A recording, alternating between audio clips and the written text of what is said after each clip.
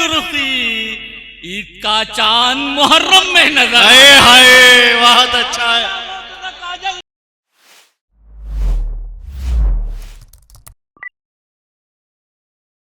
बहुत खूबसूरत शेर कहते हैं और महफिल में छा जाने की सलाहियत उनके पास है और मुनफरिद अंदाज में जब उसे पढ़ने का हुनर जानते हैं उससे सामईन रक्स करने पर और वजद में आ जाते हैं। आप हजरात से गुजारिश करता हूं कि इस कीमती शायर की हिफाजत कीजिए। आज तालियों की गूंज में इस्तकबाल करें जनाब असरार।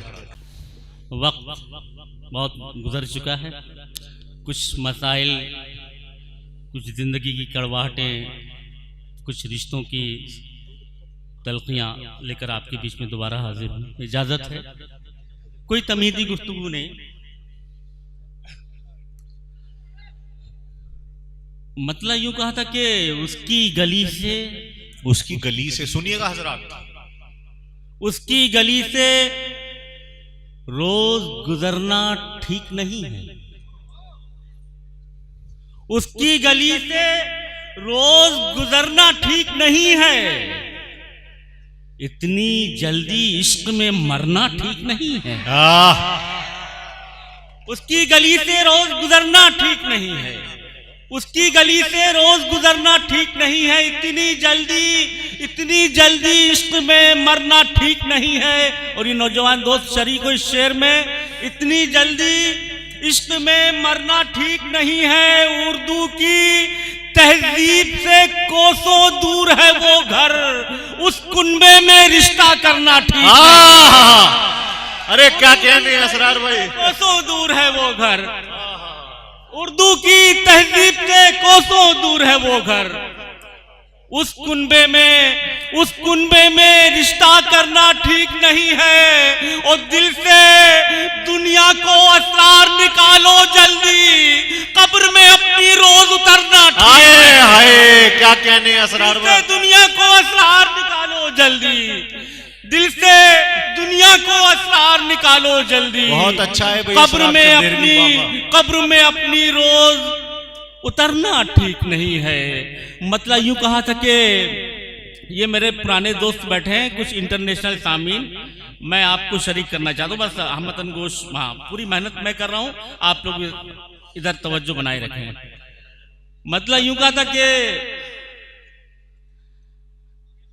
मोहब्बत के लबो रुखसार पे सुर्खी ज्यादा है।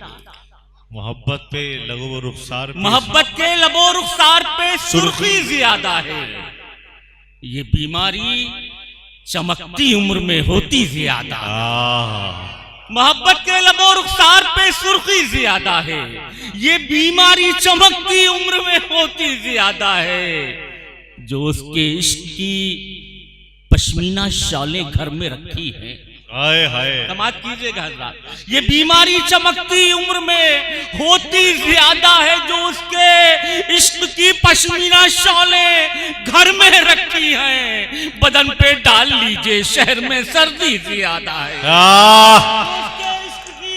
जो उसके इश्क की पश्मीना शालें घर में रखी हैं, जो उसके इश्क की पश्मीना शालें घर में रखी हैं, बदन पे डाल लीजिए, शहर में सर्दी ज्यादा है। जवां बच्चों को समझाना तो लहजा नर्म ही रखना, न रखना चाक पे मिट्टी अभी गीली ज्यादा। समझाना तो लहजा नर्म ही रखना। बहुत अच्छा है भाई असरार। जवां बच्चों को समझाना तो लहजा नर्म ही रखना, न रखना चाक पे मिट्टी अभी गीली ज्यादा। दिल का सब नूर इन आंखों में उतर आया है। जनाब, दिल का सब नूर इन आंखों में उतर आया है। मुद्दतों बाद वो चेहरा मेरे घर आया है। हाय हाय, दिल का सब नूर इन आंखों में उतर आया है। मुद्दतों बाद वो चेहरा मेरे घर आया है। अब मिला वो तो ना काजल ना लबों पे सुर्खी, ईद का चांद मुहर्रम में नजर। हाय हाय, बहुत अच्छा है।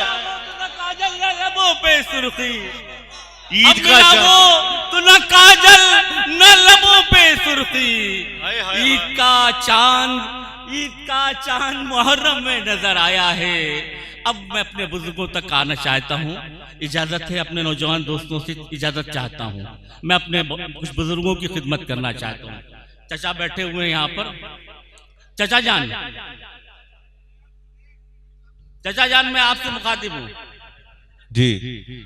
मैं आपके लिए कुछ शेर पढ़ना चाह रहा हूँ। मतलब यूं कहा था कि ये अलग बात के जन्नत से निकाले हुए हैं। ये अलग बात के जन्नत से निकाले हुए हैं। संजीदा होने की जरूरत है। बिल्कुल। ये अलग बात के जन्नत से निकाले हुए हैं, फिर भी उम्मीद उसी घर की ही पाले हुए हैं। ये अलग बात के जन्नत से निकाले हुए हैं, फिर भी उम्मीद उसी घर की ही पाले हुए हैं। और जिस्म की खाक बिखरने को है बेचैन, मगर मेरे बच्चे मेरी मिट्टी को संभाले हुए हैं। जिस्म की खाक बिखरने को है बेचैन, मगर मेरे बच्चे मेरी मिट्टी को संभाले हुए हैं।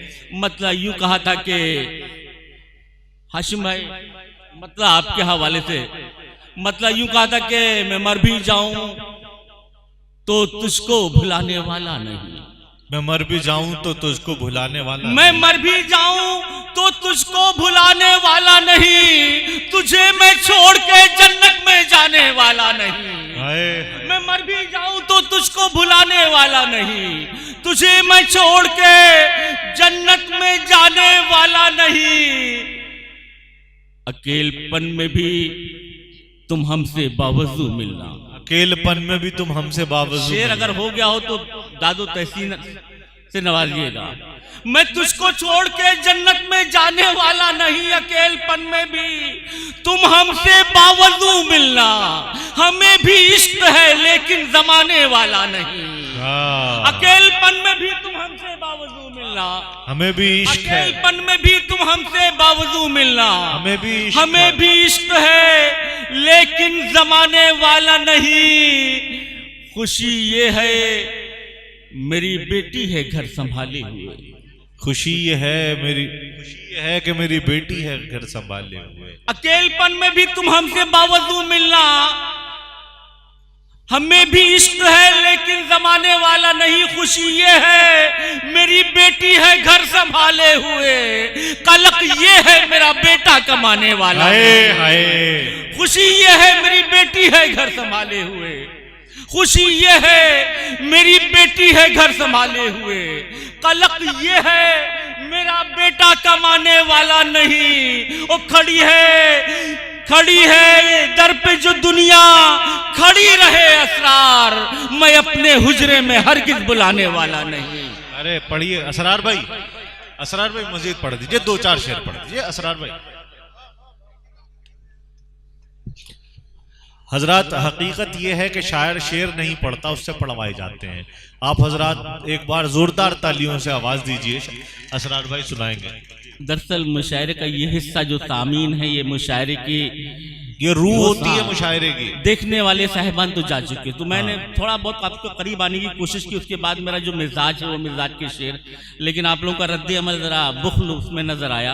बहरहाल मैं मतलब पढ़ता हूँ कि जख्म कुछ ऐसा मुझे दे कि पुराना ना लगे। जख्म कुछ ऐसा मुझे दे के पुराना। जख्म कुछ ऐसा मुझे दे के पुराना ना लगे, फिर तेरे बाद कहीं दिल को लगाना ना पड़े।